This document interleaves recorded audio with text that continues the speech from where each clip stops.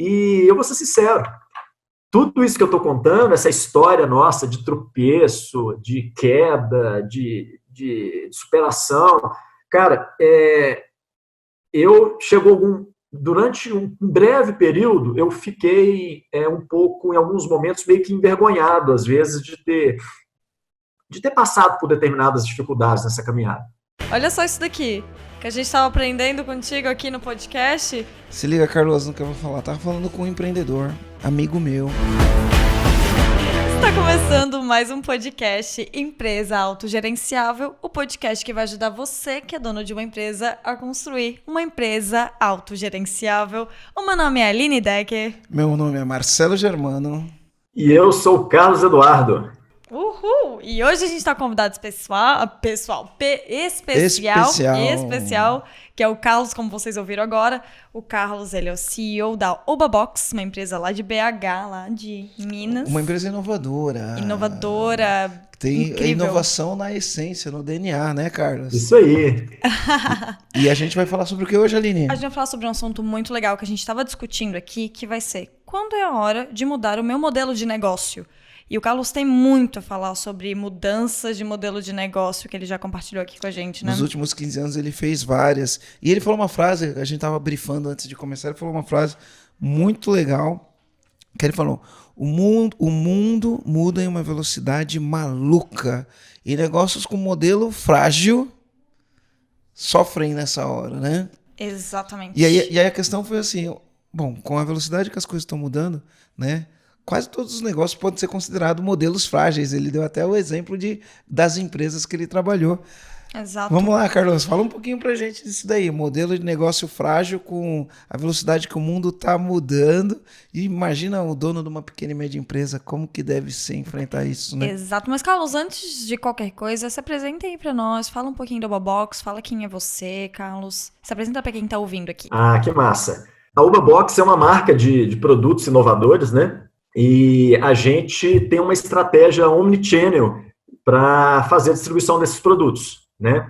Então, de um lado, a gente foca mesmo de desenvolver esses produtos bem focados em inovação, né? Buscando melhorar a qualidade de vida das pessoas, bem nessa pegada. E de um outro, a gente tem um modelo todo completo para distribuir esses produtos, que passa por televendas, e-commerce, marketplace, varejo físico.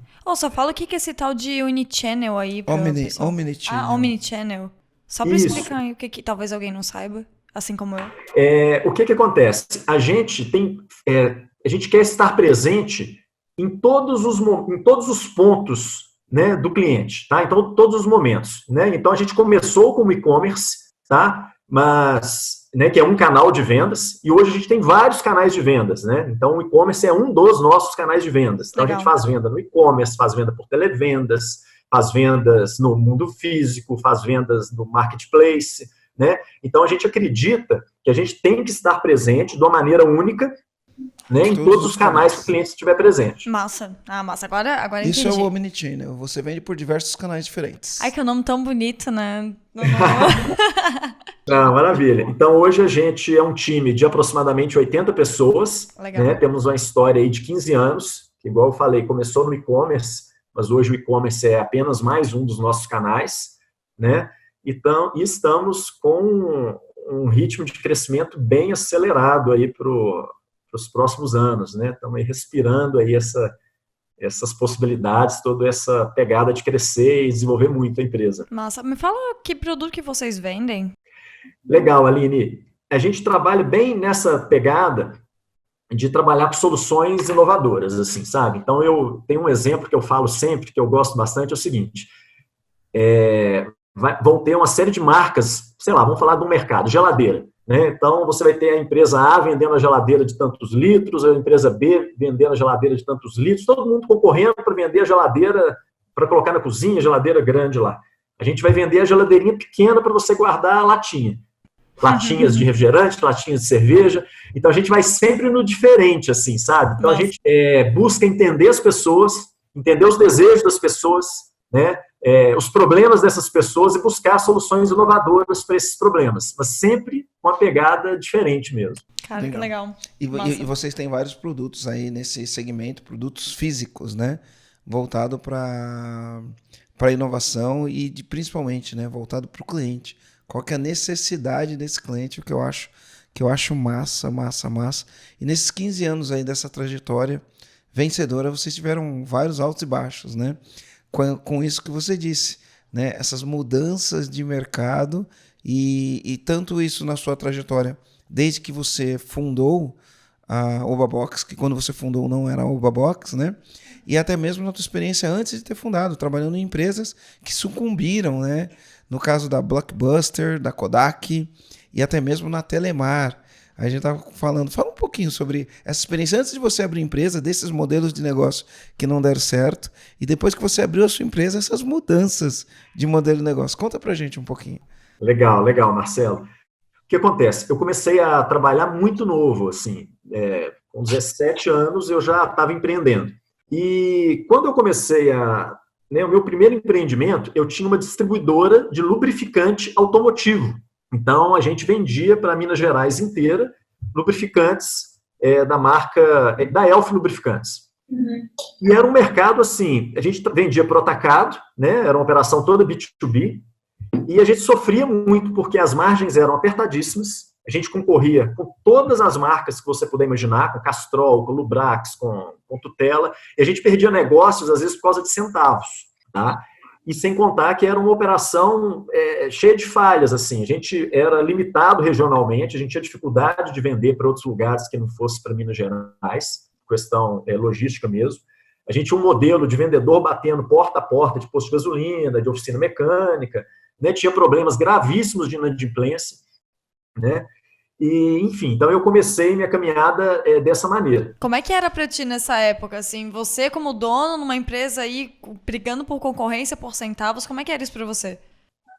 Aline, era uma sensação de estar enxugando gelo, porque você, por mais que a gente trabalhava para ter uma operação perfeita, né, a gente sentia que era tudo muito fragilizado, né? Às vezes você tinha uma relação com o cliente, perdia ela, chegava um concorrente fazendo uma loucura, e às vezes o concorrente quebrava depois de 2, 3 meses, tá? Mas enquanto até ele quebrar, ele gerava um estrago muito grande no mercado. Sei bem o que é isso.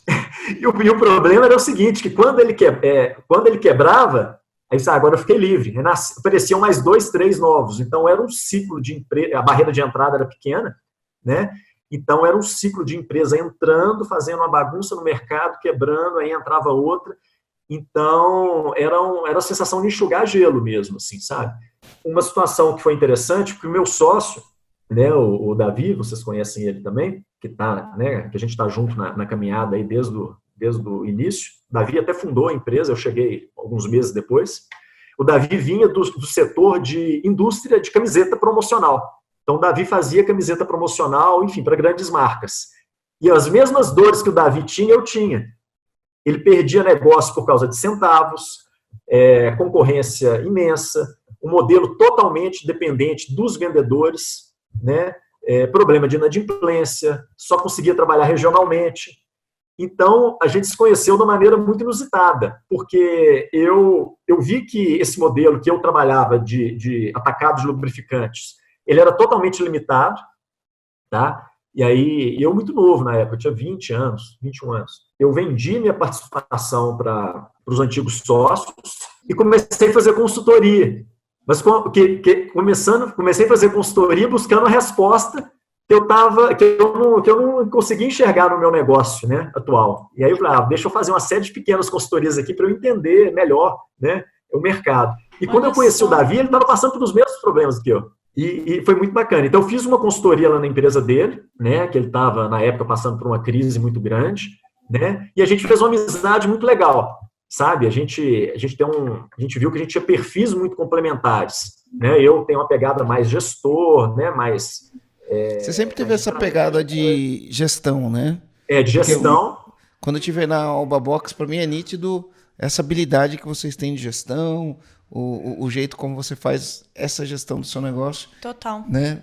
É muito nítido. Você teve isso já desde o princípio, né? Desde o princípio. E o Davi, paralelo, é um cara, assim, muito comercial, assim, empreendedor, de uma energia fantástica, né? E aí a gente se juntou, o projeto foi muito bom, né? Deu super certo, mas a mesma dor que eu tinha, o Davi começou a ter. Ele viu que ele estava muito limitado no modelo de negócio dele, empresa, né, de uma fábrica de camiseta promocional. Modelo de negócio frágil, né? Modelo de negócio totalmente frágil, né? E aí a gente começou a fazer uma caminhada meio que de trás para frente. Falei, cara, vamos montar um negócio juntos, que a gente viu que a gente sempre deu muito certo, e a gente começou a fazer assim, vamos montar um modelo de negócio que a gente não tenha problema de inadimplência. Então era o primeiro tópico.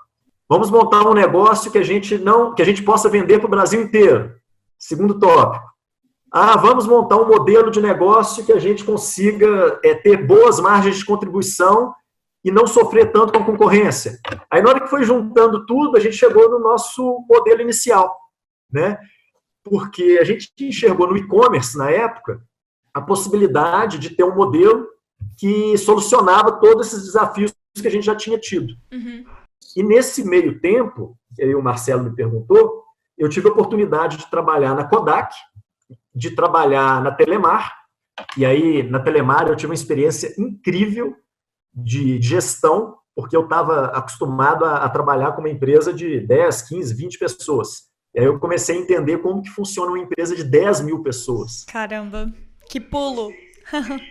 Incrível, né? Muito próximo do pessoal da Falcone, né?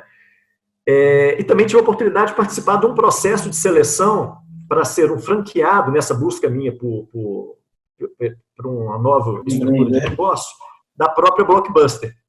E eu vivi em cada empresa dessa uma situação que me chamou muita atenção e que tem a ver com o que a gente vai conversar hoje. A primeira na Blockbuster. Na época, isso foi o começo dos anos 2000, a Blockbuster era, se não a maior, uma das maiores franqueadoras do mundo. E quando eu participei do processo de seleção da Blockbuster, o que me chamou a atenção? Todo o plano de expansão deles estava baseado em abertura de novas lojas, no mundo inteiro. Não se falava hora nenhuma de uma possível mudança da maneira que as pessoas consumiriam os filmes. E aí veio a Netflix e fez o que fez. Cara, isso é sensacional. E quem diria que era um modelo de negócio frágil, né? Quem diria que o modelo de negócio da Blockbuster... Né? Porque hoje a gente olha, a gente sabe, né? Porque eu sempre falo, quando a gente sabe o fim, tudo fica fácil, né? Hoje eu olho e falo, modelo de negócio frágil. Mas na época era um modelo de negócio robusto. Uma das maiores tinha distribuição, rede, ponto, né? Acervo. Era eles que ditavam o rumo da indústria do cinema, praticamente, né? Cara. E eu tive duas experiências muito parecidas e na mesma época. Uma na Kodak. Porque antes de trabalhar nessa distribuidora de lubrificante, era uma empresa de um grupo de empresas e eles tinham uma distribuição da Kodak de filmes de raio-x, filmes hospitalares, mas acabava que a gente estava muito próximo da Kodak. E poucas pessoas sabem, mas assim, o primeiro protótipo, né, o projeto de câmera digital, ele foi desenvolvido pela Kodak. A Kodak investia milhões e milhões de dólares em pesquisa, em novas patentes, né? Só que eles tiveram uma visão que a câmera digital ia matar o negócio deles na época, que era super lucrativo, né, de filme e por aí vai. Cara, né? E depois veio a câmera digital, com a Sony, com outras empresas, e fez essa mudança maluca que aconteceu. E que durou pouco também, né? Que depois ainda vieram os smartphones, né? Então o reinado das câmeras digitais ainda foi super curto. E o outro que me chama muita atenção, que eu vivi na Telemar, porque na Telemar eu tive o privilégio de trabalhar na parte orçamentária. Então, eu respirava não só o planejamento do ano, como o planejamento dos próximos anos. E na época, eles tinham tinham mais, né? Mas tinham grandes linhas de negócio, que era a telefonia fixa e o SMS, né? O torpedo, né?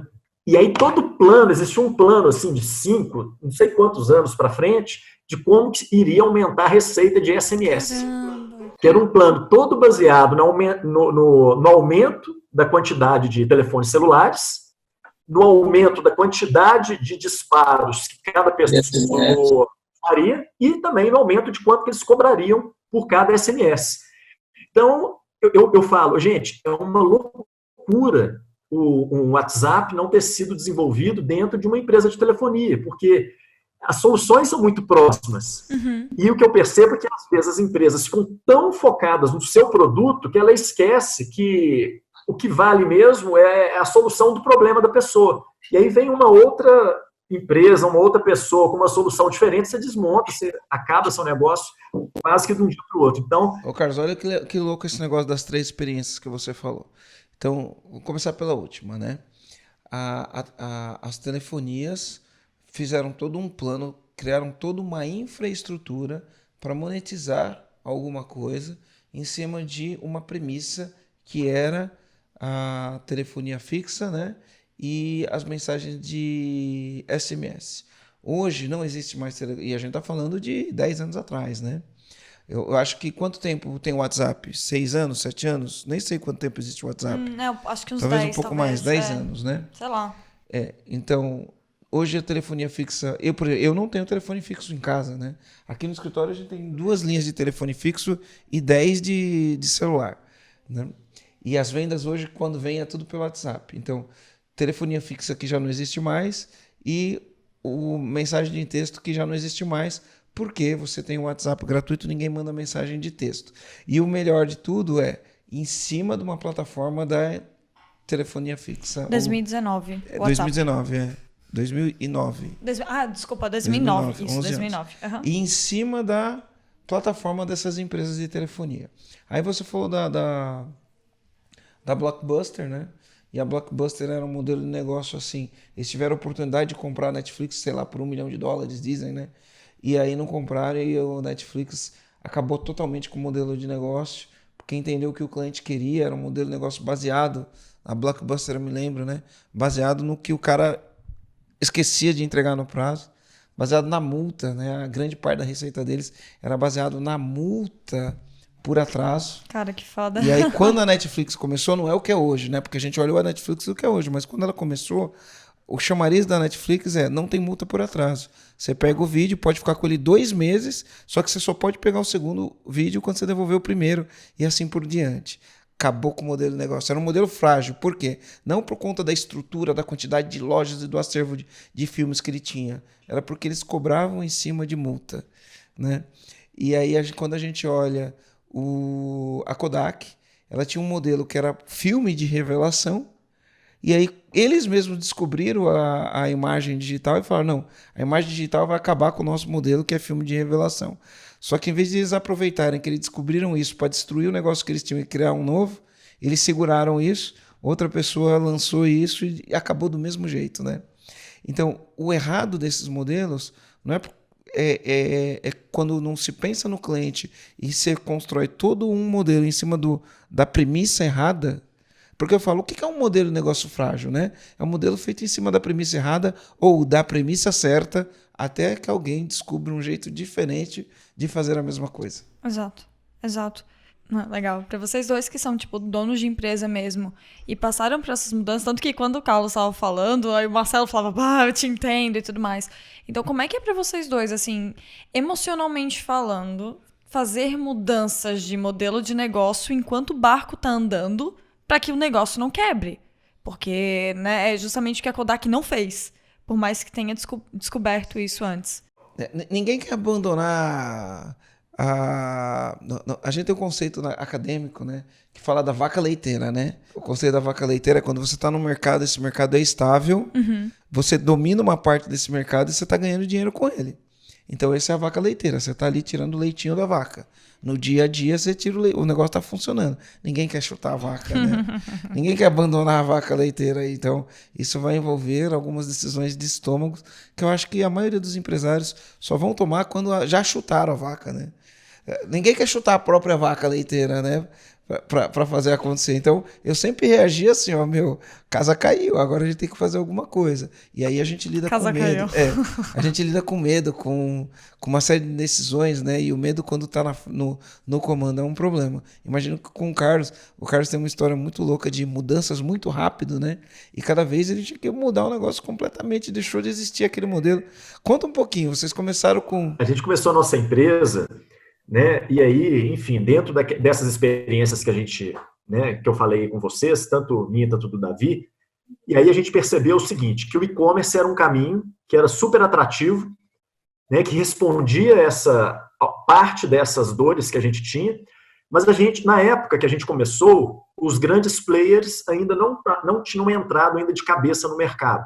Tá? Alguns já estavam iniciando, outros ainda nem tinham entrado, né? Mas a gente sabia que todos entrariam. Né? Então, eu estou falando aí de Walmart, Extra, Casas Bahia, Ponto Frio, Ricardo Eletro, por aí vai.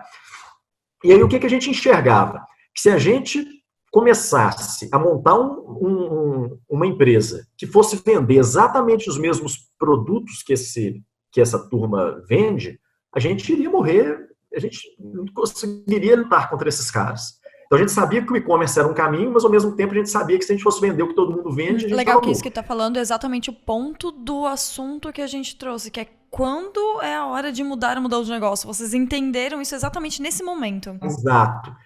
E de dores que a gente tinha tido, né, dos modelos anteriores nossos. Então, porque o que a gente imaginava? Cara, se você tem o mesmo produto, com todas as marcas que são marcas confiáveis e com toda a parte de serviço, que com certeza, na época ainda não era, mas a gente sabia que chegaria a um ponto de excelência, a variável de tomada de decisão passa a ser o preço. Como que eu vou combater? Como é que eu vou brigar com o pessoal que vai ter um poder de barganha, um poder de volume, de marca muito mais forte que o meu? Foi aí que a gente teve a ideia de trabalhar com produto inovador. Né? E foi interessante, porque isso eu estou falando do 2004 para 2005. E a indústria de celular já começava a tomar corpo no país, tá? Mas ainda não tinha a amplitude que tem hoje, vai. Eu não sei ao certo, mas talvez, sei lá, 30, 40% das pessoas já tinham celular. Mas o iPhone começou em 2006, foi isso? O smartphone, do jeito que a gente começou hoje? Depois ainda, Marcelo, se eu não me engano. 2007, eu acho. Nessa época, todos os telefones eram telefones... Eu vou dar mais um Google aqui, que eu já pesquisei sobre quando que surgiu o WhatsApp, agora eu vou pesquisar E o que a gente começou a perceber? Isso que eu falo, a gente focar nos problemas e não só nos problemas das pessoas e não no produto. A gente começou a perceber que estava surgindo no país uma indústria, entre aspas, de multa imensa. Por quê? Se eu não me engano, o Detran, na época, começou a colocar na lei que você dirigir e falar no celular ao mesmo tempo, você ganhava multa. Então tinha muita gente sendo multada e outras pessoas causando até acidentes mesmo, porque dirigir e falava ao mesmo tempo. Mas na época, os telefones não tinham viva voz. E aí vocês começaram a vender aqueles viva voz. Não tinha Bluetooth, não tinha nada disso. Aí a gente achou na China um aparelho que a gente acoplava no celular e ele transmitia para uma determinada estação de rádio o que a pessoa estava falando com você. Então, o que a pessoa estava falando ia para o rádio e o que você falava, o telefone já captava. Então, nascia aí o primeiro viva voz automotivo do Brasil, assim. Sensacional! Não, mas olha que legal. A gente achou esse produto na China por $1. E aí a gente trouxe esse produto na época pelo correio, né, pelo Importa Fácil dos Correios, e ele chegava para a gente nacionalizado, já todo certinho, se eu não me engano, por R$10. E aí que eu acho que foi super legal, porque se a gente tivesse, nessa época, a mentalidade do varejista comum, o que a gente faria? Chegou por 10, vão vender R$19,90, ainda estou colocando uma margem aí de 100%. E aí o que a gente fez? E esse produto na China chamava Car Baby. Aí a gente falou assim, quer saber de uma coisa? Não vamos vender ele como Car Baby, que vai que daqui a pouco alguém começa a vender também como Car Baby. A gente trouxe esse produto, criou uma marca para esse Car Baby. BBK. Aí a gente resolveu trazer o produto, a gente criou uma marca para ele, que era Voxcar. Ele vinha num blister todo esquisito, aí a gente foi desenvolver uma caixinha para ele, com manual de instrução em português, certificado de garantia. Ele vinha com uma bateria só, a gente colocou mais 2 baterias extras. A caixinha linda, maravilhosa. Davi é designer, super, tem uma habilidade incrível. E começamos a vender o produto, você não vai acreditar por quanto? 190. R$169,90, cara. E foi incrível, porque ele resolvia uma dor tão forte que as pessoas elas perguntavam, eu falei, não, mas é só isso mesmo? É só R$169,90? Foi muito legal. Sensacional. Assim, foi um dos pilares nossos até hoje, trabalhar, assim, entender quais são as dores, os desejos das pessoas e pensar em soluções para isso. Então a gente faz isso até hoje. Vocês não criam produtos para ir para o mercado, vocês entendem a necessidade do mercado e a partir disso desenvolvem o produto. Exato, cara. E parece que a diferença sutil, a diferença é imensa. Então hoje, cada vez mais, o nosso foco é conhecer de gente, conhecer pessoas, entender o que essas pessoas precisam e buscar soluções para essas pessoas. E não simplesmente focar no produto, sabe? A gente entende de gente e a partir daí a gente busca a solução. E aí, só que o que a gente descobriu também? A gente resolveria uma dor imensa do mercado, tá? Que tinha muita gente tomando multa, tinha muita gente querendo falar e dirigir ao mesmo tempo, só que ninguém sabia que a solução existia. As pessoas eram inconscientes elas eram conscientes do problema, mas elas não conheciam a solução. É aí que surgiu o outro pilar do nosso negócio. Então, nosso negócio sempre teve 2 pilares. Um que a gente chama de fábrica de ideias, que é esse que eu acabei de falar, e aí a gente começou, falei, cara, a gente tem que apresentar esse produto pro mundo. Né? E como a gente tinha uma margem legal nele, foi quando a gente começou a fazer mídia de marketing de resposta direta mesmo. Né, que começou, a gente já fez de todo tipo de coisa, né? E dentro dos nossos desafios aí, mostra muito isso. Então a gente começou fazendo com e-mail marketing, mas na época era spam mesmo. Em 2004 a gente comprava milhões e milhões de e-mails, muito diferente do que é hoje, né? Hoje, enfim, é uma prática a gente não faz, já tem muitos anos, começamos assim. Aí a gente mandava milhões de e-mails, depois a gente fez link patrocinado, depois a gente foi para portal, fizemos jornal impresso, fizemos televisão, né, que é o quê? Eu tenho que apresentar esse produto para o mundo. Né, e foi aí que nasceu o nosso modelo de negócio. Que legal. Que legal. Então ele é baseado na fábrica de ideias, ele é baseado numa mídia maciça. Que a gente chama de fábrica de vendas. Fábrica de ideias e fábrica de vendas. Gostei. Eu gostei porque eu falo, não existe falta de vendas, o que existe é a incapacidade de vendas. Né? Quando você tem capacidade de vender, de vender, você vende. E aí o que aconteceu? Ao mesmo tempo que era um modelo que começou a dar muito certo, e aí que é um ponto que eu não consigo nem criticar e jogar pedra nessas empresas que a gente falou, né, tanto a Kodak, tanto a Telemar, porque eu vivi isso na pele. O que aconteceu? Então a gente achava 1, 2, 3, 4 produtos legais, e a gente achava um tipo de mídia muito legal, isso ao longo dos anos foi acontecendo. Então, imagina que a gente começou com e-mail marketing, com spam. Na época, hoje a gente fala spam, mas na época era o e-mail marketing em massa. Aí a gente começava a focar muito na operação. Focava só na operação, que o Marcelo falou, na vaca leiteira. E aí você entra no mundo da operação que você fica lá o tempo todo, pensando em gestão, em métrica, em dados, olhando muito da porta para dentro. E o que aconteceu? Foi o primeiro grande tombo da nossa vida. Então, a gente saiu do zero, sem recurso, tá? A nossa empresa começou sem recurso, a gente vem de família simples, humilde, assim, a gente teve muita educação, mas recurso financeiro nenhum, nem eu, nem o Davi. A gente saiu do zero e com e-mail marketing a gente chegou a R$100 mil por mês. Tá? E aí começou a estruturar a empresa nossa começou numa salinha de 20 e poucos metros quadrados, começou a estruturar a empresa, começa a contratar funcionário, começa a organizar as coisas. E, na verdade, começou eu, o Davi e o Luiz Guilherme, né? São os 3 sócios que trabalham hoje. O Luiz Guilherme também tem um papel fundamental em tudo. E fomos trabalhando. Aí o que aconteceu? Quase que de um dia para o outro, isso aí foi um processo talvez de 2 meses, os provedores de e-mail começaram a lançar os filtros anti-spam. E aí vocês foram para as caixas de spam. Depois de 60 dias, o faturamento nosso de 100 mil por mês, a gente não tinha reserva nenhuma, despencou para 10, 12, 14 mil por mês. Caramba. Nesse momento, meu conceito de pânico foi atualizado com sucesso. Isso em 2005. Né? Por quê? Porque a gente tinha um modelo que era totalmente focado num tipo de mídia. E é uma situação que eu vejo... Muita gente. Hoje, neguinho acha que é só o digital, tá todo mundo só no digital, esquece os outros tipos de mídia, né? Só Facebook e Google, e aí esquece as outras coisas. Pior do que só o digital, porque o digital ainda é um guarda-chuva amplo. Às vezes o cara que está lá no digital e tem 90% do faturamento dele vindo do Instagram.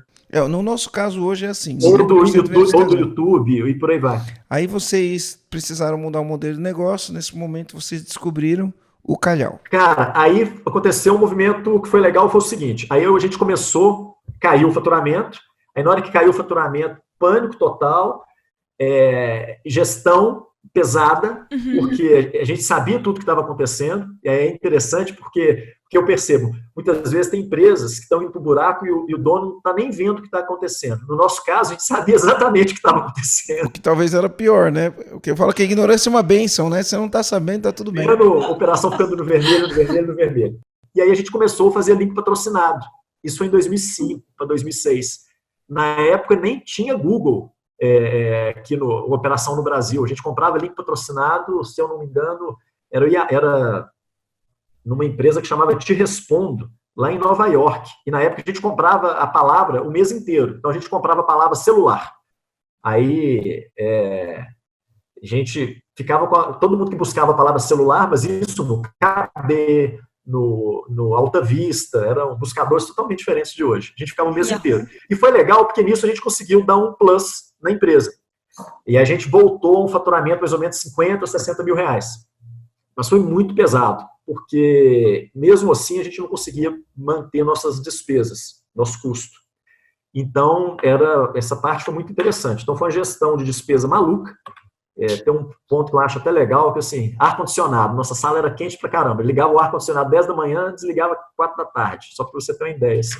Isso é um dos N exemplos, como é que a gente tinha que lidar. E o link patrocinado, ele conseguiu levar a gente para um nível um pouquinho melhor. A gente chegou uns 50, 60 mil. Só que como o produto tinha pouca demanda, e o link patrocinado, as pessoas que buscam, né, acabou que a gente achou um teto.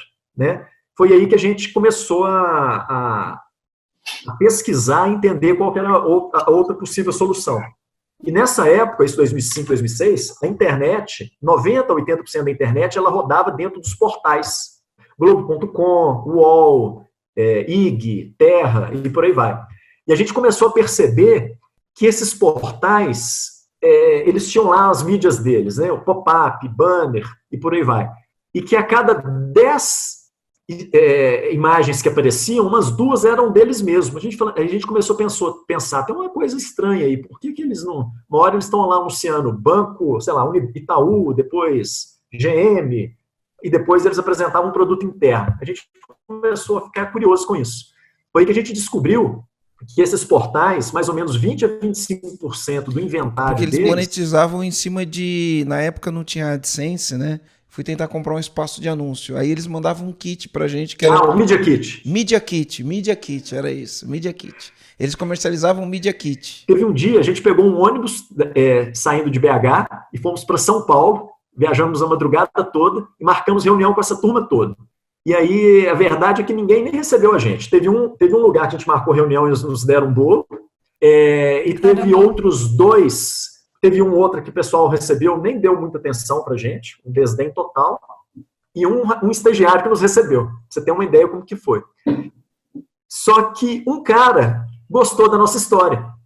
E o interessante é que a gente mostrava para esse cara, falou, olha, nossa empresa, olha o que vai transformar a nossa empresa. É um negócio mais incrível. A gente mostrou para ele o que a nossa empresa é hoje. É um negócio muito louco. Assim. 10 anos atrás você mostrou. 10 anos atrás. Hoje a gente já vendeu mais de 1 milhão e 400 mil pedidos. A gente mostrou essa empresa de hoje para ele. E ele gostou da ideia. Aí ele falou com a gente assim, a Oba Box, ela cresce num ritmo de quanto? 50% ao ano? Ano passado a gente cresceu 60%. Esse ano a gente deve fazer algo em torno de 50, 60 milhões de reais. 50, 60 milhões de reais. Legal. E aí o que aconteceu? Ele mostrou para a gente, falou, olha, tem um espaço aqui que é o da pop-up. Isso foi no Terra, tá? No portal Terra. E a pop-up no Terra era como se fosse a propaganda na hora do Fantástico. Era o produto premium deles, assim. E ele virou, olha, só que isso aqui custa, sei lá, na época era 50, 80, 100 mil. Era um valor totalmente inimaginável para a gente pagar. Mas ele falou o seguinte, ó, de vez em quando costuma a gente não conseguir vender. Quando não vender, eu vou te colocar aqui e a gente vê como que vai ser. Ah, tudo bem. Aí a gente voltou para BH, de ônibus. Passando um frio danado na madrugada, inclusive.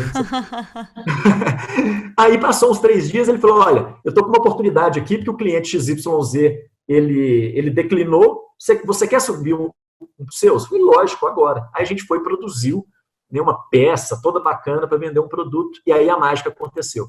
Mas assim, a gente meio que vendeu quase que 40, 50 mil reais em um dia, coisa que a gente demorava, sei lá, 15 dias para vender.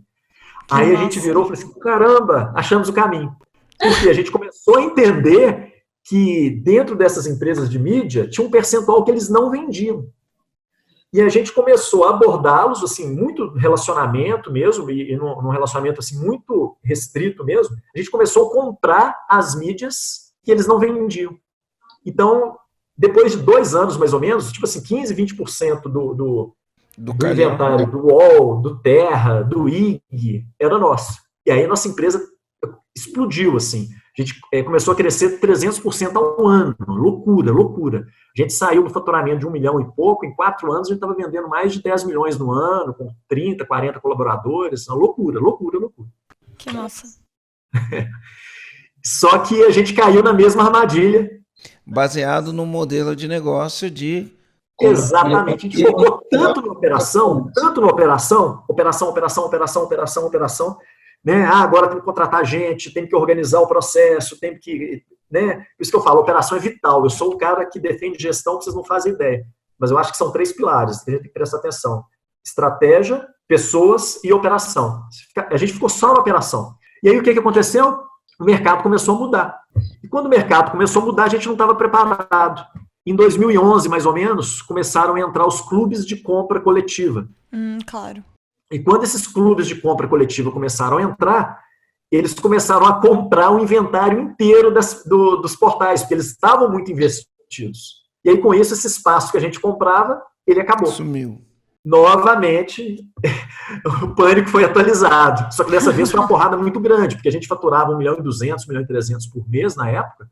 A gente passou a faturar 600 mil. E isso no intervalo de 90 dias. Porque a gente tinha um modelo totalmente frágil, focado, que só existia por causa de uma determinada mídia. E a gente só enxergou isso depois que aconteceu o problema. E aí a gente teve que mandar muita gente embora. Foi muito pesado isso aí. Como é que foi isso pra vocês, pra ti e pro Davi nessa época? Aline, por mais que a gente já tinha uma casca, foi muito pesado. Porque muita gente pulou do barco. Muita gente que estava lá com a gente. Não, vamos, acreditamos em vocês, não sei o quê. Eu brinco, a gente meio que ficou feio de um dia para o outro. Ô Carlos, deixa eu te perguntar uma coisa. Você já teve a sensação, eu já tive essa sensação algumas vezes. Eu já montei 6 empresas, tô montando a 7ª, 8ª. Eu já montei 6 e 3 eu quebrei, né? Hoje eu tenho 3, 4, com uma que eu abri em Minas. Aí a gente tá montando a Tech Lab, que é a 5ª, e eu vou montar uma outra empresa que ainda não posso falar o que é a 6ª, né? Então, com as 3 que eu quebrei, são 9 empresas montando. E aí, a sensação de quando as coisas estão ruins, eu costumava falar, eu já falei isso na minha empresa, minha empresa já quase quebrou várias vezes, a empresa que hoje é o meu maior negócio, que é a Luma Despachante, e eu já tive essa sensação aqui no EAG também. A gente usa até essa frase, né? O último que sair apaga a luz, né?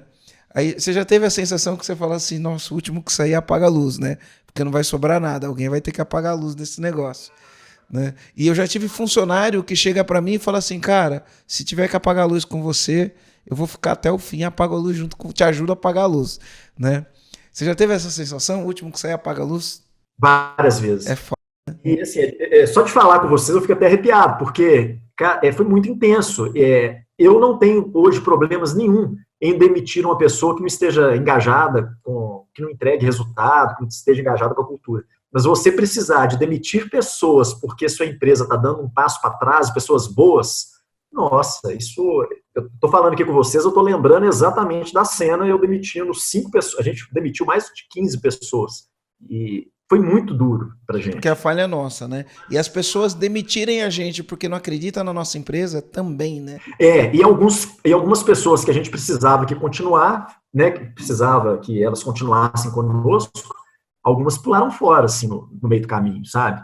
E sem julgamento, mas faz parte, a gente tem que ter esse... É o nosso sentimento, né? Você fala, nossa, as coisas estão indo, aí chega uma hora que você até deixa de desacreditar, e aí você vê, sai outro, aí você fala, o último que sair, eu tive esse sentimento recentemente, tipo, o último que sair apaga a luz, né? Assim, Marcelo, tem uma frase que ela meio que inspira a gente, assim, sabe? Que nada e nem ninguém consegue derrubar alguém que não desiste nunca. Isso é algo que é muito da cultura nossa, minha, do Davi, do Luiz Guilherme. E aí, outro dia, eu estava contando essa história numa palestra, e um cara virou e falou, cara, vocês não vão ser um unicórnio, não. Vocês são fênix. Que a gente se reinventou. Isso, eu estou falando da segunda, foram 5. E se Deus quiser, acho que a gente aprendeu a lição. Então, ó, nessa história, Carlos, porque você vai ter várias reviravoltas dessa, né? Então, você teve a primeira reviravolta do spam, depois a primeira reviravolta do calhau, aí depois você foi tendo várias reviravoltas, e todas elas era o modelo que você estava baseando a sua venda, porque são 2 pilares, um é a fábrica de ideias, a fábrica de ideias estava funcionando, né? E até que teve uma hora que a fábrica de ideias teve que mudar também, né? Teve uma hora que a fábrica de ideias parou de funcionar. E o outro era um modelo baseado em mídia. E aí o modelo baseado em mídia, do jeito que muda muito rápido, ele vai ser sempre um modelo frágil. Por quê? Porque hoje é um modelo, amanhã é outro. Então, vou dar um exemplo, né? Teve uma época que o Orkut bombava, o marketing digital era em cima do Orkut. O Orkut não existe mais, né? E aí veio o Facebook, e aí hoje é o Facebook, o Instagram e o Google. Aí as pessoas montam um modelo de negócio que vão ser parrudos. Eu conheço várias empresas parrudas em cima do Facebook, do Google e do Instagram. Aí o Google vai lá, muda um algoritmo do dia para noite, pum! Muda um algoritmo, o negócio do cara acaba. Acaba, é. O Instagram muda um negócio lá, acaba. Ó, ainda assim, ó, o Google muda um algoritmo. O Instagram e o Face é assim, ó, cancela a tua conta. Acabou o negócio, cancela a tua conta. No Instagram eu conheço o caso de, não é cancelar, porque uma coisa é cancelar a conta de anúncio, né? O Instagram é deleta o teu perfil, você deixa de existir. Exatamente. E assim, sem aviso prévio, deixou de existir, sumiu o negócio totalmente baseado no Instagram. Então, o que é um modelo que não é frágil hoje, sabendo que para a gente vender, a gente tem que estar em vários canais, e esses canais hoje existem, amanhã deixa de existir, e hoje ele funciona de um jeito, amanhã ele muda e deixa de funcionar. A nossa capacidade de resiliência, de se adaptar, então, dentro da tua história foram vários, né?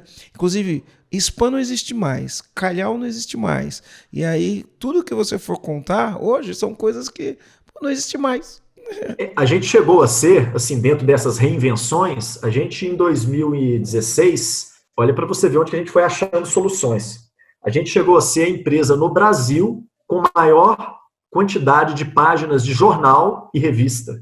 A gente era o maior, cliente das empresas de jornal e revista do país. Né? E hoje ninguém mais vende com você anunciar no jornal e revista, você jogou dinheiro fora. E o que aconteceu? No ano de 2017, foi 2016, tá? E aí eu já falo dessa última porrada e respondendo essa pergunta de como é que a gente buscou essa solução. No ano de 2015, vamos voltar um ano, 2015 foi nosso recorde de vendas e de resultado, tá? A gente faturou muito com resultado legal e assim, super bacana. E em 2016, só que a gente começava a ver que a gente não tinha mais os mesmos ritmos de crescimento, tá? E a gente, na época, 70% das nossas vendas vinham de jornal impresso, de mídia impressa. A gente fazia muito anúncio de mídia impressa. E o mercado de mídia impressa começou a declinar, só que enquanto o mercado declinava, enquanto o mercado estava declinando, a gente também começou a comprar e entrar em alguns players que a gente antes não entrava. Então, jornais que em paralelo o mercado ia caindo, mas a gente foi aumentando a abrangência no mercado, a gente não percebeu que o mercado estava acabando. A verdade era essa. E em 2016 a gente tomou uma pancada grande, que a gente teve um decréscimo de 20% do nosso faturamento em relação a 2015. E aí a gente teve foi o primeiro ano da nossa história que a gente não teve resultado. A gente ficou no 0 a 0. Não tivemos prejuízo, mas não tivemos lucro também não. E a gente ficou o ano inteiro tentando arrumar a solução dentro da nossa própria operação, que é o que a gente fez, né, de 2016 para 2004, que a gente fez. E a gente não achava a solução. Foi muito por um acaso mesmo. A gente conheceu um consultor, que hoje é um mentor que eu tenho, é uma pessoa que, nossa, nos ajudou muito, que ele nos ajudou a olhar para a estratégia do nosso negócio pela primeira vez. Que a verdade era que a gente focava muito na questão da operação. E aí, quando ele foi fazer um zoom, ele mostrou para a gente, falou, olha, vem cá para vocês entenderem como é que está o seu negócio. Vem cá, vocês não têm 2 pilares que a fábrica... Isso depois de um processo intenso, tá? Foi um processo de 6 meses. E ele, grande parte desse processo, antes dele apresentar a gente essa solução, ele ficou 5 meses praticamente trabalhando a minha cabeça e a cabeça dos meus sócios, sem a gente saber. Porque o gargalo da garrafa é o topo, né? Eu nem sonhava, e ele só trabalhando com a gente, trabalhando, quebrando crença, enfim, foi um processo meio maluco. E aí ele mostrou pra gente o seguinte, olha só, vocês começaram com uma estratégia de produtos, vendendo produto diferenciado, inovador, com uma margem legal. Olha como é que está seu portfólio de produto hoje. Gente, na hora que eu olhei, eu quase caí para trás. Até Super Bonder já estava vendendo. A gente tinha mais de... Não, sem exagero, a gente tinha mais de 4 mil itens na loja, vendendo todo tipo de produto commodities que você puder imaginar. A gente tinha perdido totalmente nossa essência. Perdeu o DNA. Perdeu o DNA totalmente. Foda. Isso na fábrica de 10. E cada vez com margens mais difíceis, e fazendo muita mídia, mas quando a gente fazia muita mídia, a gente precisava vender. Como a gente fazia muita mídia, a gente precisava vender mais caro, aí a gente fazia muita mídia, só que era o mesmo produto que um tanto de gente vendia para despertar, muitas vezes, a venda de outras empresas. A gente, sei lá, anunciava um produto XYZ da marca ABC. Aí o cara pesquisava no Google, via gente comprando mais barato, comprava do outro e não da gente. E de um lado, a nossa parte de vendas, a gente é meio maluco. Na hora que a gente assustou, a gente estava com 150 lojas. Cada parceria que a gente tinha, a gente comprava muita mídia, mas era um modelo de parceria. A gente tinha tipo um white label, assim, sei lá, a gente fazia uma parceria com o jornal, sei lá, Estado de Minas. A gente tinha uma marca só para o Estado de Minas. Folha de São Paulo, só para a Folha de São Paulo. Na hora que a gente assustou, a gente estava com 150 lojas na internet. 150 sites diferentes. 150 sites diferentes, 150 marcas, que não eram marcas, eram etiquetas. E a gente brinca, a gente tinha um exército de anão. Um exército... Ou seja, um modelo de negócio fraco. Difícil é ser simples, né? Ele virou e falou assim, cara, olha só, será que o caminho não é, na parte de produtos, vocês voltarem para a essência de vocês, a desenvolver produtos, entender das pessoas e trabalhar com produtos exclusivos, diferenciados e com uma margem melhor? Aí a gente caiu o queixo, né? Parece que é óbvio, mas o óbvio não existe. E no outro caminho ele virou e falou assim, e na parte de venda, será que não é melhor você juntar essas 150 etiquetas e construir uma marca forte? Porque a gente fazia muita mídia, mas a gente não era conhecido, porque era muito pulverizado. Foi aí que a gente teve a evolução e nasceu a Oba Box. E a Oba Box nasceu, né, dessa junção dessas 150 marcas, uma marca única, e na retomada da nossa essência de deixar de ser simplesmente um varejista e voltar a desenvolver produtos. E foi um dos processos assim, mais incríveis. E dolorido, foi? Foi dolorido? Marcelo, eu vou falar um negócio com você, cara. Todo tipo de terapia, de tudo que você puder imaginar, eu tive que fazer para suportar, cara. Teve medo? Você ficou com medo? Foi um negócio muito louco, cara. Porque olha só, 2016, olha só, falando em números, 2015 a gente fez 25 milhões, sei lá, com 5, 6% de resultado líquido. 2016 a gente fez 20 milhões com 0. Então a gente caiu 20%. 2017 a gente começou a idealizar o projeto. O projeto já estava meio que pronto em abril. A gente lançou a Oba Box em outubro de 2017. Só que em 2017 a gente caiu mais 20% de faturamento. De 20 foi para 15, mais ou menos. E tivemos 1,5 milhão de prejuízo. Caramba. Você já vinha assim, né? Embicando. Cara... Mas aí você já estava mudando o modelo já, né? Você não se agarrou no modelo ultrapassado. Você já estava mudando o modelo de negócio. Não estava agarrado ali, né? A gente já tinha virado a chave. Mega plano de ação. A gente muito executor. Só que... E isso é importante, né? Porque na hora do desespero... Deixa eu contar uma coisa que aconteceu comigo. Na hora do desespero, você vai fazer plano de ação. Aí você vai... Aquilo que eu sempre falo, eu não acredito em sorte, né? Acredito meta, plano de ação e execução. Aí você faz o plano. Normalmente o plano ele é longo.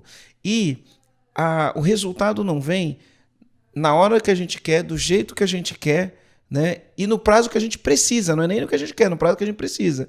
Então você precisa de um resultado em 3 meses, ele vem em 1 ano. Né? Você precisa de um resultado de 20%, ele vem 5%. Então ele não vem, né, na hora que a gente quer, do jeito que a gente quer e do jeito que a gente precisa. Então passar por esse processo de transição, onde você precisa ter meta, plano de ação, pragmatismo de execução do plano, olhar um número, cortar custo, ajustar, fazer gestão bonitinho, né? Que você está fazendo isso para um negócio que talvez demore 1 ano e meio. Só que você precisa do resultado nesse mês. Só que o resultado demora 1 ano e meio. Aí a maioria dos donos de empresa faz o quê? Desiste, né? Não se mantém no plano, não mantém o pragmatismo, não executa os planos, aí vira o bombeiro, porque como o resultado não vem na hora que você quer, do jeito que você quer e na velocidade que você precisa, né, você vira um apagador de incêndio. Aí como fazer gestão se você está apagando incêndio um atrás do outro? Foi assim com vocês? Cara, foi exatamente assim e foi uma loucura. Foi uma loucura. Porque a gente teve que mandar muita gente embora. E eu sei o que é isso. De novo. E gente sensacional embora. E hoje eu estou feliz da vida, que inclusive acabamos de contratar até uma pessoa de volta, porque eu tive que mandar embora. Muita gente pulou do barco, e não só colaborador, fornecedor, até sócio pulou do barco. E aí você imagina a pancada que é, porque aí você começa a se questionar, né? Fala assim, cara, putz, será que eu sou uma fraude? Será que eu tô... Eu sei o que é isso. O que está acontecendo? E se der errado, o que eu faço ainda, né? E a gente, como empreendedor, a vida pessoal e a vida profissional, não tem vida pessoal profissional, é uma vida só, cara. Entendeu? E aí você começa a chegar em casa, você olha para sua esposa, sabe? Assim, nossa, muito duro, cara. E pra gente foi um projeto muito grande, porque imagina uma empresa que era um varejo, que simplesmente pegava catálogo de fornecedor, sei lá, Multilaser, Philco, Brastemp, e simplesmente, eu quero esse produto, quero esse produto. A gente desmontou toda uma área de suprimento e construiu uma área de pesquisa, voltou a construir uma área de pesquisa e desenvolvimento. Quando a gente lançou a Oba Box em outubro de 2017, a gente lançou com 10 itens já a Oba Box. Então, todos os produtos Oba Box, sei lá, a gente tem um smartphone adaptado para a terceira idade, que só a gente vende. É o Oba Fone, Oba Smart. Todos os produtos nossos são Oba alguma coisa. E todos eles resolvem uma dor específica, né? Então, o Oba Fone resolve a dor do idoso, que as letrinhas são pequenas, então ele tem um teclado melhor e não sei o quê. E todos os Oba resolvem uma dor específica de um cliente. Ele é voltado para uma pessoa, não é voltado para o produto. O Exatamente. produto é desenvolvido. O Oba Smart, que é o nosso smartphone, é um produto que eu tenho um carinho imenso. Por quê? Ele é um smart... Cara, hoje a terceira idade, ela está cada vez mais querendo se conectar, tem um sentimento de exclusão muito forte desse público. Tá? Tem um grupo de WhatsApp aí, ele vê neto, filho, conversando, e ele não tá fazendo parte disso. E às vezes a gente acha que vai resolver o problema dando um iPhone, um Samsung para o cara. O cara não consegue nem ligar. Então a gente desenvolveu um celular todo adaptado para a terceira idade, cara. As histórias que a gente recebe são histórias lindas. É de emocionar, de chorar. É que você contou lá no nosso Mastermind, eu me emocionei. Não, que começaram a conversar com o neto, com o filho. Mas tem casos assim lindos. Mas, voltando ao projeto, a gente teve que montar essa fábrica de ideias novamente. E na parte de vendas, imagina, a gente teve que bater na porta de 150 parceiros, falar, olha, cara, agora não é a marca sua mais não, agora vai ser o Oba Box. E aí você imagina como que foi isso. 2017, aí muita gente pulou do barco nessa hora, e a sensação que eu tive, Marcelo, era como se eu tivesse... Aí chegou 2018. 2018, as coisas começaram a dar uma evoluída. 2018 foi o ano que você fez o EAG, né? Foi em agosto, setembro... Não, outubro? Outubro de 2018. Outubro, novembro. 2018, legal. E quando eu encontrei vocês, cara, foi muito louco, assim, para mim, porque as coisas já estavam reagindo, algumas sementinhas começavam a brotar, aí nessa época, tipo, 80% do nosso faturamento já vinha só de produtos Oba Box. Imagina o estoque que eu tinha. Eu falei que a gente vendia Super Bond, né? Tinha um estoque Super Bond. A gente foi queimando o estoque antigo, lançando os produtos Oba Box, começando a focar a mídia num produto só, as pessoas começando a conhecer a marca. Aí a gente cresceu 20% em 2018. Mas ainda tivemos 600 mil de prejuízo. Diminuiu o prejuízo do ano anterior, o né? ano anterior tinha sido 1,5 milhão. Né? No meio do cenário caótico, você ainda conseguia enxergar uma melhora. Imagina, uma empresa que... Eu estou falando de mais de 2 milhões de reais de investimento. E aí a sensação que eu tinha, que nós tínhamos, é que a gente estava atravessando um deserto, e a gente já estava morrendo de sede, morrendo de fome, todo arrebentado, sangrando, mas a gente via lá as luzes da cidade já piscando. Uhum. E aí a gente, cara, vamos continuar.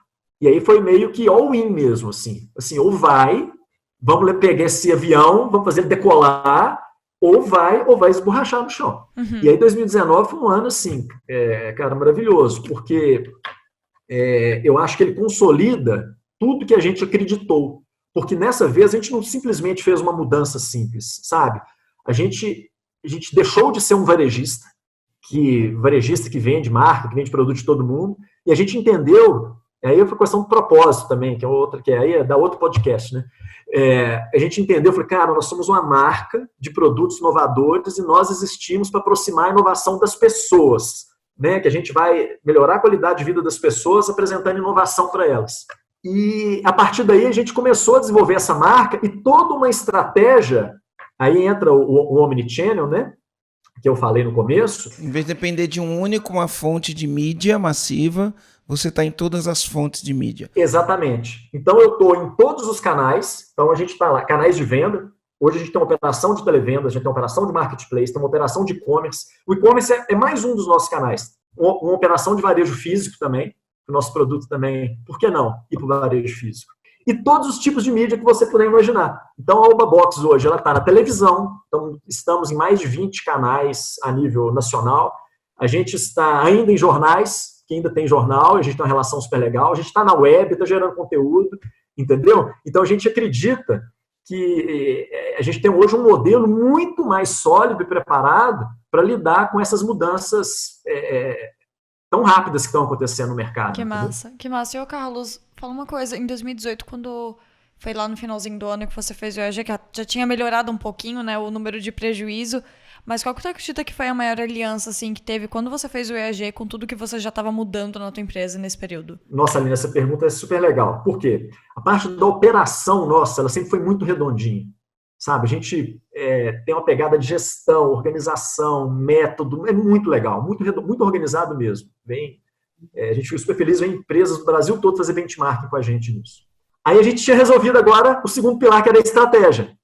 Puxa, tem uma estratégia agora super massa, super interessante, que a gente vê uma pista imensa para ser acelerada. Porque independente de qual canal de venda ou canal de mídia, cara, a gente está aqui com a nossa marca, com o nosso posicionamento. Só que aí a gente começou a perceber ainda mais a importância das pessoas no processo todo, no sistema todo. E o EAG foi fantástico para a gente nesse sentido. Fantástico. Outro dia perguntaram para mim assim, Carlos, falaram assim, Marcelo, o que o Marcelo de hoje falaria para o Marcelo do início? Aí eu falei, o Marcelo de hoje falaria para o Marcelo do início, não contrate gente meia boca para trabalhar na sua empresa.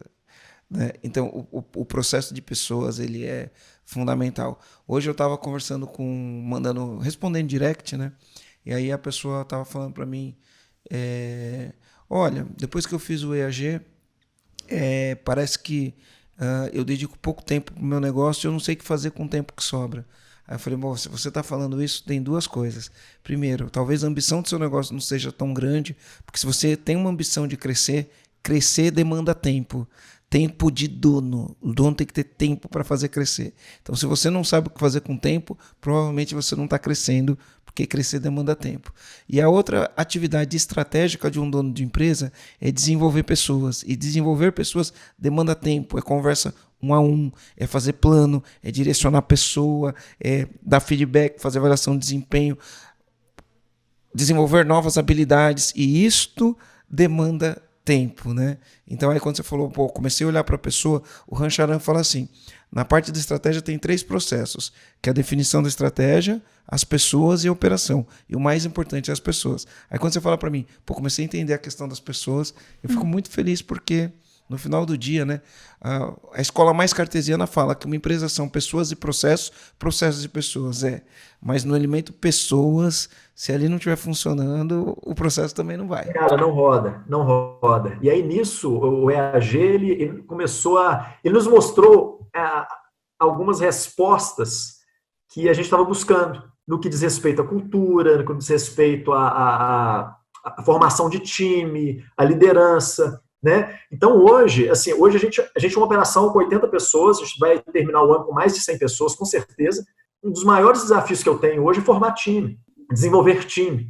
Né? Então, hoje a gente está gravando numa segunda-feira, por exemplo. Eu passei sexta, sábado e domingo num evento de desenvolvimento pessoal. Nos últimos 2 anos, eu devo ter ficado praticamente 1/3 dos fins de semana fora estudando. Uhum. Né? E aí, hoje é segunda-feira, eu estou até no meu escritório, dentro da minha casa, não estou na empresa, para fazer esse podcast com vocês e também para pensar, colocar as coisas no lugar.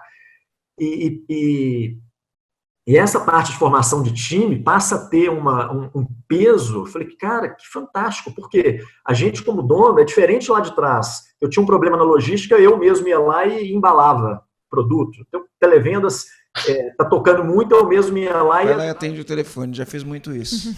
Cara, hoje a minha mão de obra dentro da empresa ela é quase que insignificante. Sim. E aí eu estava falando com o Marcelo, para quem tá assistindo no YouTube, vai ver que aqui no fundo tem um quadro. Esse aqui é um quadro meu, pessoal, que eu anoto uma série de coisas, 80% que tem coisas profissionais, né? Então, e nesse quadro tem uma série de coisas que eu anoto para eu não esquecer.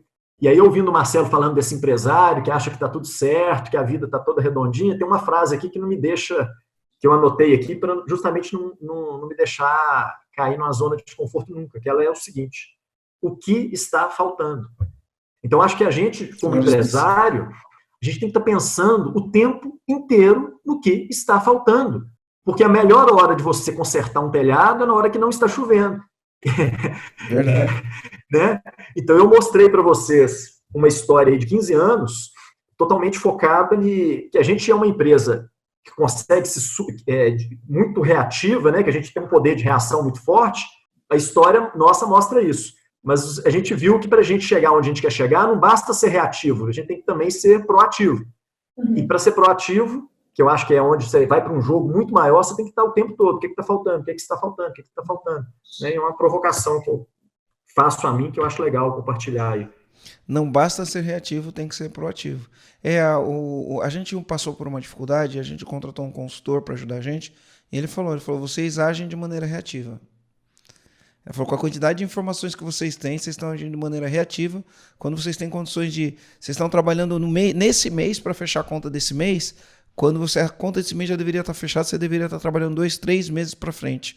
E demorou para a gente entender isso. Então, hoje, na maioria dos nossos negócios, a gente trabalha 2, 3 meses para frente, porque quando entra o mês de março já tem que ter tido ações para garantir o mês de março. Eu vou fazer ações, é lógico, faço radar semanal para fazer ajuste, rodo PDCA para fazer ajuste. Mas, teoricamente, por exemplo, eu já estou trabalhando o segundo semestre aqui, porque no segundo semestre eu vou ter um gargalo que, se eu não resolver começar agora para resolver o gargalo do segundo semestre, quando chegar no segundo semestre eu vou ter um dano de imagem. Exato. Então não dá para eu esperar ter o dano de imagem para eu reagir, eu tenho que agir de maneira proativa. Então eu tenho que, com 6 meses de antecedência, estar trabalhando, porque eu sei que na velocidade que eu estou crescendo, em julho eu vou ter um gargalo que, se eu não tiver resolvido isso agora, eu estou ferrado em julho. Então esse está sendo o foco do meu trabalho, a dedicação do meu trabalho. E a mesma coisa para vocês. É um dos grandes papéis do gestor. Né? Porque, assim, em uma armadilha que, pelo menos eu caí, que eu acho que tem que achar esse equilíbrio. Cara, a gente tem uma cultura de meta, de resultado imensa, mas tem que tomar muito cuidado, porque muitas empresas eu já vi a meta de curto prazo abafar o objetivo de longo prazo, de médio e longo prazo. Então, saber achar esse equilíbrio, que é o que o Marcelo falou, eu acho que é uma das premissas assim, para um negócio duradouro e próspero, assim, sabe? Sim, e isso vem totalmente de encontro à questão que o Marcelo trouxe, né? Que se a gente não resolve agora, a gente já pisa no acelerador de um lado, dando uma meta pontual, a gente acaba com a meta de longo prazo mesmo. Acaba mesmo, porque se você tiver um dano na imagem, acabou com a média de longo prazo. O Marcelo, que eu acho que é um ponto para colocar que é interessante, é o seguinte: o Marcelo falou muito da questão da vaca leiteira, né, e tal. O que a gente fez hoje na empresa, tá, que foi uma mudança radical mesmo, mas que a gente está muito feliz nisso. A gente separou hoje, a gente chama lá de motor 1 e motor 2. Então, a gente tem toda a nossa estrutura, toda a nossa operação, né, com todos os nossos gestores, com a nossa meta orçamentária do ano, a gente faz revisão trimestral, tal. Só que o Davi, que é meu sócio, que é um cara assim, ultra criativo, comercial, um cara com energia incrível, o Davi hoje trabalha exclusivamente em novos projetos. Quando eu falo novos projetos, são peças que faltam na nossa empresa ainda. Né? Então, e a gente percebeu que ter uma estrutura de inovação, de novos canais de negócio, ou novos produtos, misturada na operação, uma meio que contamina a outra. Então, a gente fez essa separação, né? E o Davi, hoje, ele fica único e exclusivamente pensando na Oba Box do amanhã. Que massa. Para não ser uma Kodak, uma Blockbuster ou, né, um Sensacional. serviço de SMS, né? A gente tem, e eu brinco com ele, falei, cara, a gente tem que pensar na empresa que vai quebrar a Oba Box daqui a alguns anos, porque se a gente mesmo desenvolver essa empresa, ótimo. Mas ó, isso pode parecer um chavão, mas não é, sabe? Porque, é chavão. Não é, você tem que pensar. Porque as coisas estão mudando tão rápido, uma velocidade tão rápida. O tema do podcast aqui, quando a gente começou, né? Quando mudar o modelo do negócio, quando é a hora de mudar o modelo do negócio, e eu comecei falando, né? O mundo está mudando uma velocidade maluca, né? Que o modelo de negócio que é frágil, ele não aguenta a mudança. Ele rui. Fazendo um spoiler aí, o pessoal lá vai puxar minha orelha, mas eu vou falar assim mesmo. O Davi está trabalhando em um projeto, a gente está estruturando uma operação da Oba Box na China para vender produtos inovadores dentro dessa missão nossa para o mundo inteiro. Tá? Como que a gente desenvolve um projeto dessa magnitude com ele envolvido na operação? É impossível. É impossível mesmo.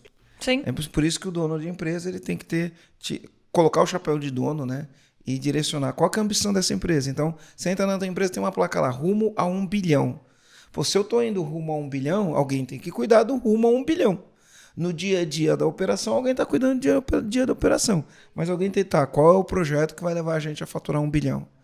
Né? E aí, de repente, a resposta da Oba Box, o projeto ao invés de vender no Brasil, eu vou vender na América Latina inteira, na América do Norte, vou vender para a Europa, vou vender para o mundo inteiro. Né?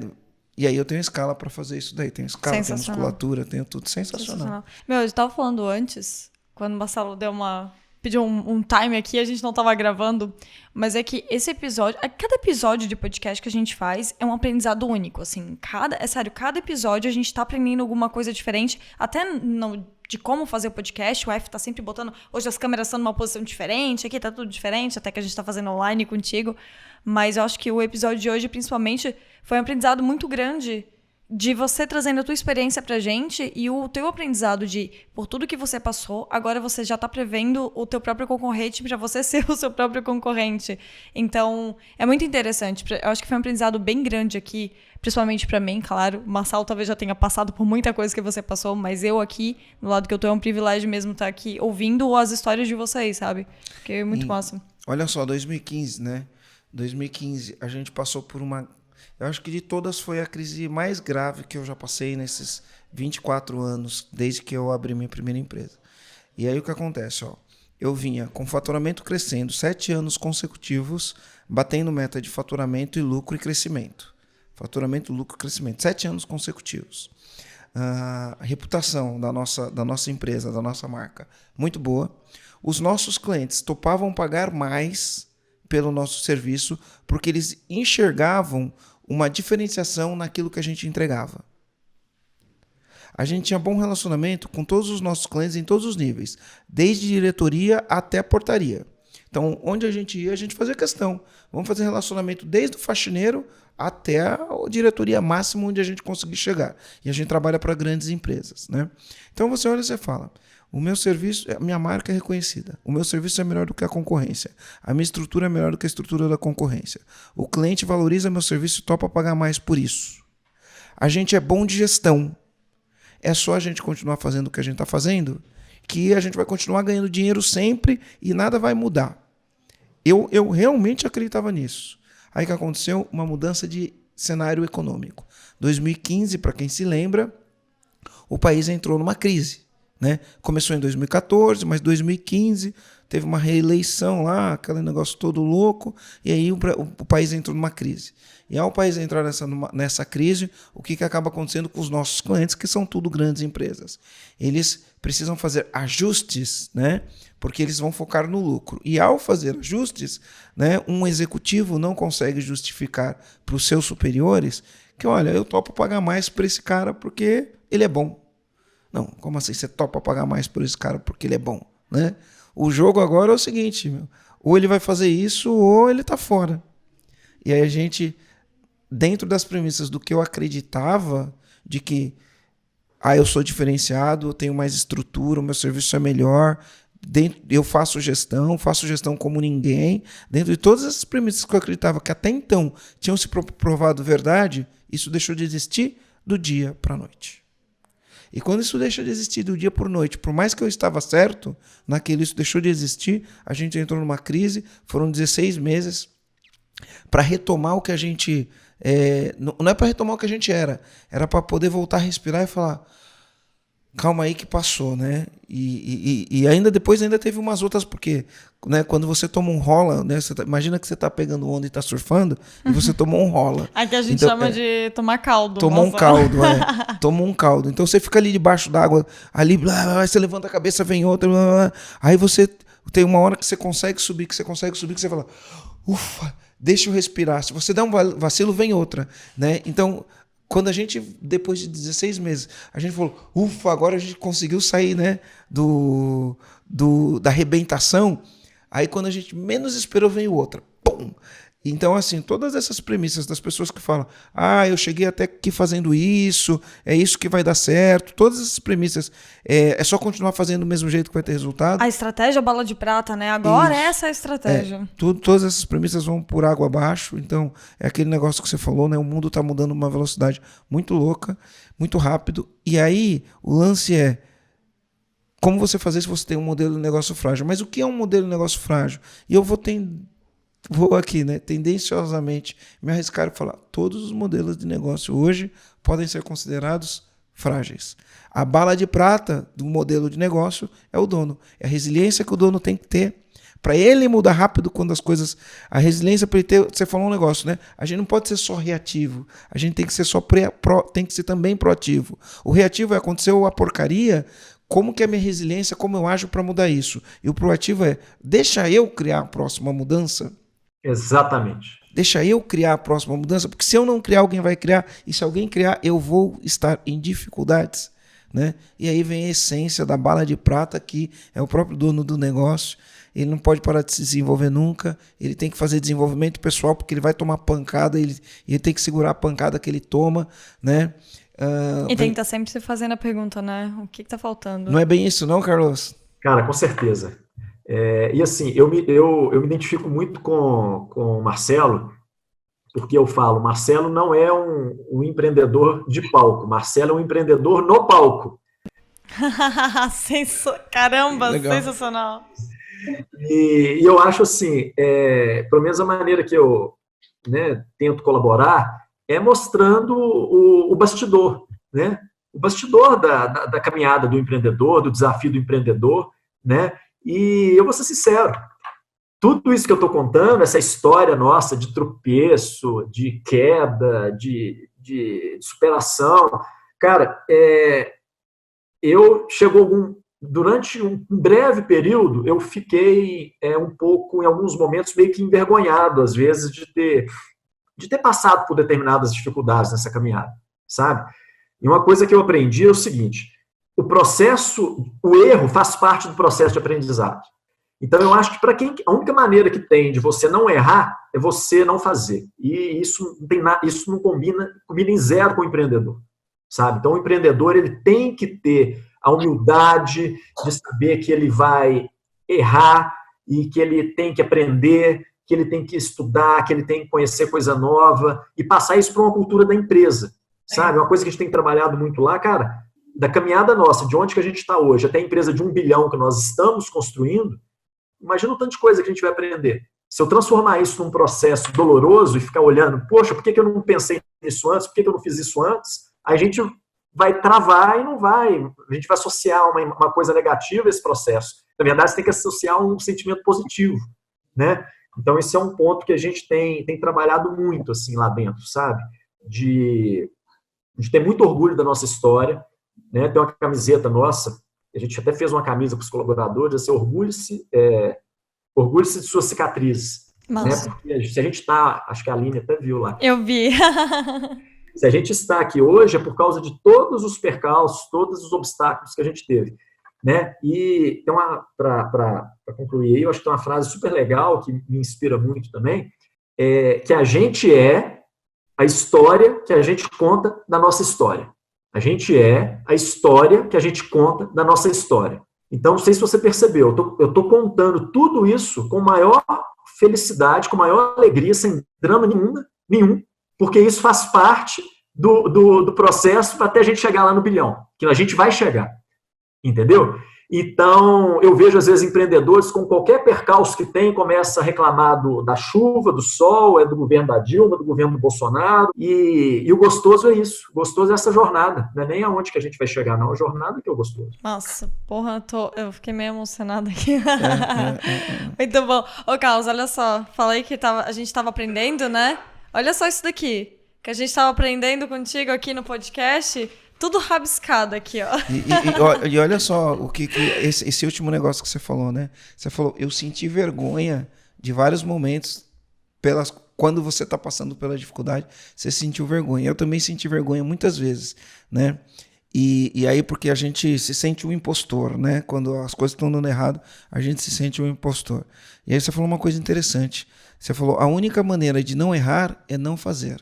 E aí eu vou acrescentar uma frase aí. O que é um erro? Porque a única maneira, se você não quer errar, é só você não fazer nada, você não vai errar.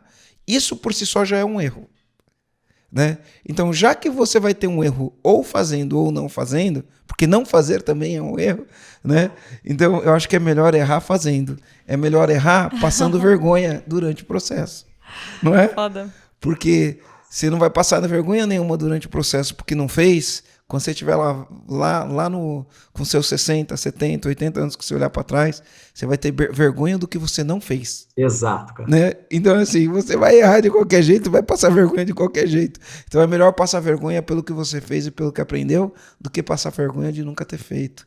Né? É melhor errar porque você fez do que errar justamente porque você não fez. Você vê como a vida ela tem umas surpresas, né? É uma escolha, no final do dia, é tudo uma questão de escolha. Que massa. Carlos, obrigada por estar aqui com a gente, tá? Obrigada por todo o aprendizado, por compartilhar a tua história, por ser completamente aberto e estar ajudando vários donos de empresa que estão ouvindo a gente nesse momento, por tá trazendo esse teu lado vulnerável e justamente pelo que tu falou, não é o de palco, é o empresário no palco. É o que acontece realmente por trás que faz o negócio estar onde ele está hoje. Então, obrigada por estar aqui com a gente, compartilhando isso tudo. Foi um prazer eu ter visitado a empresa, é um prazer você fazer parte, ser um comandante aqui com a gente também. E olha só, né, toda quinta-feira, para quem está ouvindo, toda quinta-feira, às 6h41 da manhã, 6h41 a gente está em todas as plataformas, no YouTube, Apple Podcast, Spotify, Deezer, e se tiver mais, iOS, vários. Legal. Pode ser mais um pouquinho de conteúdo ainda para quem ficou aqui até agora, para ouvir mais um pouquinho, só para gerar um momentaço de reflexão. Pode, dá-lhe. Se liga, Carlos, no que eu vou falar. Tava falando com um empreendedor, amigo meu, um empreendedor que tá, não vou falar o nome dele, vou aqui preservar o nome dele, mas é um cara que está fazendo um tremendo sucesso, tá? A empresa fatura mais de 100 milhões de reais por ano e ele está fazendo um tremendo sucesso. E ele tem lá, né, os coaches e consultores dele. E aí eu tava jantando com ele, conversando, falou que a coach dele, que é uma coach americana, pegou e falou pra ele, cara, você tá bombando tudo, tá massa pra caramba, mas você precisa já começar a se preparar pro cisne negro. Né? E é lógico que ele não me explicou o que era o cisne negro, e eu também não perguntei, mas eu assisti o filme, né? Você já assistiu o filme Cisne Negro? Sim. Que é uma dança, né? Que representa... bom, quem não assistiu vai lá e assiste Black Swan, né? E aí o grande ponto é, todo empreendedor tem que estar preparado para o Cisne Negro. Então, quando eu acreditava que eu tinha a fórmula do sucesso, porque o meu serviço era bom, porque isso, porque era aquilo, veio um tremendo de um Cisne Negro e talvez eu não estava preparado. E foi legal ver isso nesse empreendedor que eu estou falando, que o nível de consciência de uma pessoa que está bombando e é bem assessorada, bem mentorada por pessoas que vieram na frente e já entenderam os problemas, porque alguém poderia ter dito para mim em 2010, 2011, 2012, quando eu me achava o cara, podia falar, Marcelo, tá preparado para o Cisne Negro? e me alertar na minha arrogância, porque era uma arrogância, né? Me alertar na minha arrogância que assim, cara, se prepara pro cisne negro, porque ele vai vir, não é quando, né? Ele vai vir, pode vir hoje, pode vir amanhã, pode vir daqui 10 anos. Quer dizer, não é se, né? Não é se, é quando, né? Não é se, é quando, né? Ele vai vir. E quando ele vir, cara, se você estiver preparado, vai ser muito mais fácil. Eu espero que quem curtiu um pouco da tua história, de entender os altos e baixos, e aí das minhas intervenções aqui da minha história, você está preparado pro cisne negro? E quem ouviu até aqui, posta lá no Instagram com a hashtag tá preparado pro cisne negro, ou só cisne negro, e bota uma pergunta em cima. Tá preparado? Tá preparado? Né? E se você tiver no cisne negro, cara, tem luz no fim do túnel, né? Se você não tiver, tá bombando, tá feliz da vida, se prepara. Não tô querendo vir aqui, né, falar, jogar mau agouro, né, na tua empresa, mas está preparado pro cisne negro? Né? Cara, essa questão do cisne negro, ela é tão fantástica, né? Eu conhecia, acho que uns 2 anos atrás, o conceito do antifrágil. Nossa. E isso é fantástico, por quê? Porque qual que é o oposto de frágil? Normalmente, se você perguntar para cada 10 pessoas, 9 ou 10 vão falar que o oposto de frágil é forte. Uhum. Só que o conceito é diferente, por quê? O forte não é... imagina só, o que é o frágil? O frágil é algo que, em cima de uma pressão, ele quebra. Uhum. O forte, o oposto não seria algo forte, seria algo que, em cima de uma pressão muito grande, ele ficaria mais forte. E esse conceito é um conceito que eu acho que o empreendedor ele tem que ter meio que para a vida, assim, sabe? Por quê? Você vai ser submetido a situações extremas, você vai encarar desafios imensos. Só que se você tiver a cabeça pensando que isso faz parte do seu processo de desenvolvimento de aprendizado, você vai ficar mais forte, né? Então eu vejo a própria história do Marcelo e de outros grandes empreendedores, é muito focado nisso, né? Todos esses percalços, todos esses desafios, eles não vão te deixar, não vão te derrubar, eles têm que te deixar mais forte, eles têm que te trazer mais aprendizado. E aí o que tem muito, que eu fico pensando muito do nosso modelo de negócio hoje, a gente tinha um modelo de negócio muito fragilizado, aonde qualquer variável que você mexesse, ele causava um estrago do tamanho do mundo. E tem alguns sistemas que são muito frágeis. Vou dar um exemplo para vocês, que é o trânsito. Só para ilustrar o conceito. A gente está aqui em Belo Horizonte, o Brasil todo viu que Belo Horizonte sofreu muito com chuvas aqui. Só que uma chuva mínima, mesmo uma garoa, ela afeta o trânsito de tal maneira que você, às vezes, um percurso que você faria em 5 minutos, você passa a fazer em 2 horas. Às vezes, um carro quebrado prejudica um trânsito e prejudica um trajeto que você faria em 5 minutos, você passa a fazer 1h30, 2 horas. Por quê? Porque é um sistema muito fragilizado. Qualquer pequena variação, ele desmonta o negócio inteiro. E hoje, quando você leva isso para os negócios que são baseados em um produto único, em um fornecedor único, ou em um canal de mídia único, são modelos muito fragilizados. E eu acho que a gente, como empreendedor, que o Marcelo falou, o cisne negro é quando acontece um evento de catástrofe, né? Cara, não é se vai acontecer, é quando, né? E a gente tentar ter um modelo de negócio que na hora que acontecer um cisne negro, o seu negócio não for para o chão, acho que é importante, acho que é papel nosso como empreendedor também, sabe? Esse conceito é muito interessante, ele nos ajuda muito, assim, aqui na nossa empresa. Nossa. Legal. Já anotei aqui pra quando a gente for botar esse podcast, a gente vai falar assim, botar depois da headline, botar assim, com créditos. O pessoal saber que depois do tchau, ainda vem mais uma história e que só os comandantes de verdade ficaram até o final. Show de bola, Carlos. Muito obrigado. Obrigado, Aline. Marcelo. Então, toda quinta-feira, às 6h41 da manhã. 6h41 da manhã. YouTube, Spotify, Deezer, Google Podcast, Apple Podcast e aí. Todos os outros que eu nem sei mais o nome. Então é isso, Carlos, valeu. Obrigada. Valeu. Obrigada mesmo. Obrigado, gente. O prazer estar com vocês. A missão suas é linda. Eu acho que através do empreendedorismo a gente consegue mudar nosso país, sim, né? E eu vejo vocês aí como grandes agentes dessa mudança mesmo. Prazer.